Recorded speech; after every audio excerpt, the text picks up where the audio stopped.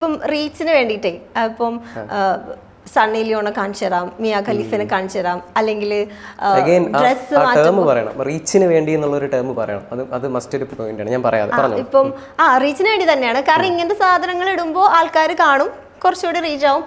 അപ്പം ഇപ്പം കണ്ണു തുറക്കുന്ന സമയത്ത് നമുക്ക് ഡ്രസ്സ് ഇല്ലാത്ത പോലെ ഫീൽ ചെയ്യും, അല്ലെങ്കിൽ വേറൊരാൾക്ക് ഡ്രസ്സ് ഇല്ലാത്ത പോലെ ഫീൽ ചെയ്യും. അങ്ങനത്തെ കുറെ വിയേർഡ് സാധനങ്ങൾ ചെയ്യുന്ന അത് കണ്ടിട്ടുണ്ട്. അതും റീച്ചിന് വേണ്ടിയിട്ട്. ഇത്ര വലിയ പ്രശ്നമാണെന്ന് ആലോചിച്ച് നോക്കി. മസ്താനിയുടെ അടുത്ത് ഞാനിപ്പോൾ പറയാണ്, മസ്താനി ഇവിടെ ഇരിക്കുന്ന ഇത്രയും ആണുങ്ങൾ ഇവിടെ ഇരിപ്പുണ്ട്, ഇത്രയും ആൾക്കാർക്ക് മസ്താനിയെ ഡ്രസ്സ് ഇല്ലാതെ കാണിക്കുക എന്ന് പറഞ്ഞു കഴിഞ്ഞാൽ അത് ചിരിക്കുമായിരിക്കും, കാണുന്ന ആൾക്കാർ ചിരിക്കുമായിരിക്കും. അതിനപ്പുറത്തേക്ക് മസ്താനിയുടെ മനസ്സിലുണ്ടാവുന്ന ട്രോമാസ് എന്തൊക്കെയായിരിക്കും ആലോചിച്ച് നോക്കി.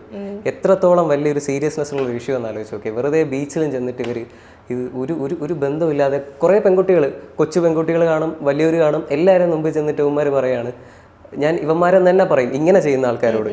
ഞാൻ പറഞ്ഞില്ലേ, ഞാൻ ഇപ്പോൾ റീസെൻ്റ് ആയിട്ട് ഇങ്ങനെയുള്ള ഇൻ്റർവ്യൂസിലൊക്കെ ഞാൻ ഇതൊക്കെ കുറച്ച് ഹാർഷായിട്ട് തന്നെ സംസാരിക്കുന്നത്. അത്രയും ഗതികിട്ട് എനിക്കിങ്ങനെ കോൾസ് വരാൻ തുടങ്ങി. ഇങ്ങനെ ചെയ്യുന്ന അനന്തൂനി പറഞ്ഞിട്ട് ഇവന്മാരൊന്നും കേൾക്കില്ലേ, ഇങ്ങനെ ഒരു കാര്യം വരാൻ തുടങ്ങി. അതുകൊണ്ടാണ് ഞാൻ ഇത് പറയുന്നത്. ലൈക്ക് അതിൽ ഒരു 10 വയസ്സുള്ള ഒരു കുട്ടിയുടെ മനസ്സിൽ ഇവർ ഈ പറയുന്നൊരു പ്ലോട്ട് ഇഞ്ചക്റ്റഡ് ആവുക എന്ന് ആലോചിക്കും. ഞാൻ ഡ്രസ്സില്ലാതെ നിൽക്കുകയാണെന്നുള്ളൊരു പ്ലോട്ട് ആ 10 വയസ്സുള്ള കുഞ്ഞിൻ്റെ മനസ്സിൽ ഇഞ്ചക്റ്റഡ് ആവുകയാണ് ഈ മെൻ്റലിസ്റ്റ് ഹിപ്നോട്ടിസ്റ്റ് ചെയ്യുന്ന സമയത്ത്. അത് ആ കുട്ടിക്ക് വലുതാവുമ്പോൾ വീണ്ടും അടുത്ത ദിവസം ക്ലാസ്സിൽ പോകുമ്പോഴൊക്കെ എന്തുമാത്രം ട്രോമാസ് ഉണ്ടാക്കുമെന്ന് ആലോചിച്ച് നോക്കി.